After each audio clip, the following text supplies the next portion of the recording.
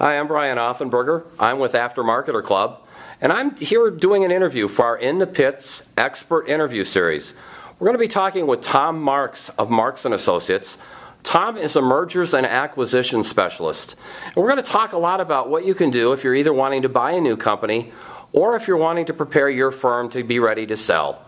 Tom, welcome to our interview. Let's get things started. If I'm wanting to sell my company, when should I really start to prepare? When should I start to get ready to do that? Brian, that's a great question. The biggest challenge we find in M&A, merger and acquisition for short, is that people don't realize they want to sell the company until they have to sell the company. Right. And then they're really challenged because what they do is they don't realize that their financial statements are not in the right condition, their P&L may be showing things they shouldn't be showing, their balance sheet's out of whack, or the financial statements simply are not clean, and the business itself is not clean and ready to sell. So we'd like to start 2 to 3 years ahead of the time when you're ready to sell your business and use that as an opportunity to clean up the financial statements, get your business ready, make sure your inventory is cleaned up, making sure your receivables are correct, and all those things that make a difference at the end of the day on the value you can sell your company for. Tom, when companies are getting ready to sell, when an owner's getting ready to sell his company, what are some of the common mistakes that you see that they're making? Well, the number one common mistake is they got skeletons in the closet that they'll talk to people about. So we as an M&A associate come along and we look at the company, and if we find out later that you don't have a patent that you said you had, when it comes down to the due diligence stage, always the buyer is going to find out something about that, and what they're going to do is they're going to say, you know, you thought that patent was worth $500,000, $1 million, $100,000. They'll come back and offer you 25 cents on the dollar. So you just lost a substantial amount of money by not making sure that that detail is accurate and taken care of ahead of time. So when we talk to you about selling the business and we ask you these very deep questions, tell us everything. If at the end of the day we say we need to repackage that, then we'll repackage in a way that makes sense to the buyer, but it's not going to cost you money at the end of the day. Is it hard to get ready to sell for most of the people that you're working with, privately held companies? Is this a cumbersome process for them?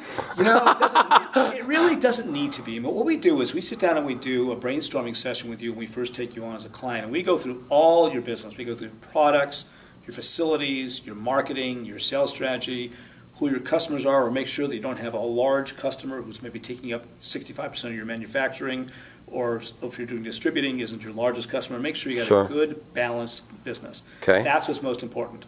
And we make sure that you've got a management team in place, so if you do sell the company, what your end objectives are very clear, which is you want to leave or you want to stay. And if you want to stay, there's an employment agreement that takes care of your needs. Okay. Now, when I'm sitting there and I'm getting ready to go through selling my company, walk me through the process I should expect. Obviously, I'm going to meet with you. We're going to go through, we're going to do our due diligence. We're going to make sure that we have our I's dotted and T's crossed, so to speak. Now we have our internal stuff ready. What happens next? We are what they call a retained search firm. So we come in and we examine the financials, we examine all the pieces we talked about, and the next step is we develop what we call a confidential offering memorandum. Okay. This is a document that can be anywhere from 8 pages to 25 pages long that tells the buyer, the possible buyer, about who you are, what the value is, what the opportunity is, and why your business is worth the amount of money you want to sell it for. Then we go out and look for targeted people, rifle shot methodology about who could possibly want to buy this business in your market or in your geographic region. Once we've identified those buyers and we come back and we show them to you, we then develop a confidentiality agreement. We contact these people, we talk to them, and we'll not tell them your name until they sign a confidentiality agreement.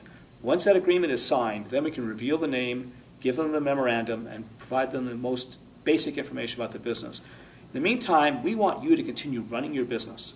You stay focused on what creates profitability, and you allow us to do this front-end work so that you're not being disrupted in your work. After that, it's really about negotiations, developing a letter of intent, doing due diligence, a definitive purchase agreement, close, and at some point, integration. So the process itself could take anywhere from 2 months to a year. One never knows, and oftentimes it is something that's a very long-term practice and process, simply because we have to find out the right buyer and get through all of their considerations first. Ideally, we end up with more than one buyer, anywhere from 3 to 5, so we can be able to maximize the value of your business by finding somebody who will pay you the most amount of money. That's outstanding. Now walk through a little bit. What are some of the criteria that go into valuing a company? How do they know what it's worth? You know, it's interesting. Valuation is based on what they call EBITDA, right? Earnings before interest, depreciation, and amortization. That's one part. Something could be done. Some businesses are based on earnings potential. Some earnings of businesses are based upon their proprietary intellectual property, patents, et cetera, et cetera. A lot of businesses are based on a combination of all of those factors, which we put together, design a methodology to agree on a value, and then sit down and say, listen, we think your business is worth $5 million to $8 million. We get clear with you what the max possibly is, what the minimum you're going to take, and we develop this structure. Ideally, we don't go out there and tell people what the value of the business is. We want the buyers to come forth and make their offer first. Okay. Okay? We don't want to blink first. Find out what the market's saying, and then we come back and reevaluate your price and see if we're in the ballpark where we said we're going to do.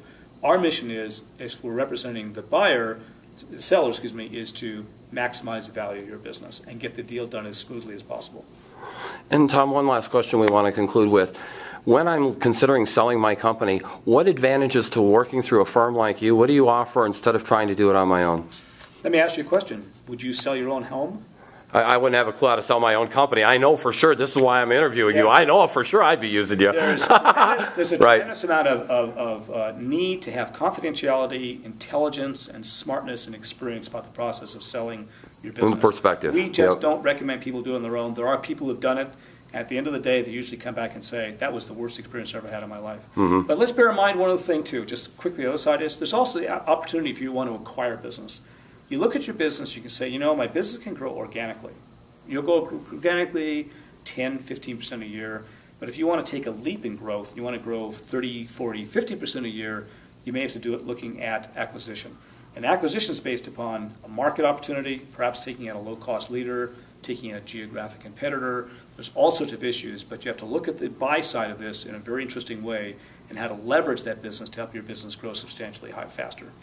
And where we're at today, that might be a great option for a lot of the people that are looking at this video, huh? It is a great opportunity. I mean, what's happened, we've seen a lot more acquirers than sellers in the last 2 or 3 years. Okay. But the reality is that's changing now. Valuations are coming up. Many people have had good business results in 2010 and 2011. People now have the opportunity to sell their business. So buyers are looking at these businesses and they've got cash. They're looking about how they can leverage this and have their businesses grow more. So it's a good opportunity, frankly, both from the seller and a buyer perspective at this time. Outstanding. Tom, people, the best way for them to get in touch with you is how? You can get in touch with me with my email address, which is tmarx, that's M-A-R-X, at Marx Group Advisors. And I've got a phone number, which is 415-453-0844, extension 106. We're www.marxgroupadvisors.com. And we'll make sure we post that on the blog as well. Tom Marx from the Marx Group's Advisor. If you need to do a merger or an acquisition, you want to sell your company, they're the people to talk to. I'm Brian Offenberger. This has been the In the Pits interview series with Aftermarketer Club, and we look forward to you tuning in to another episode in the near future.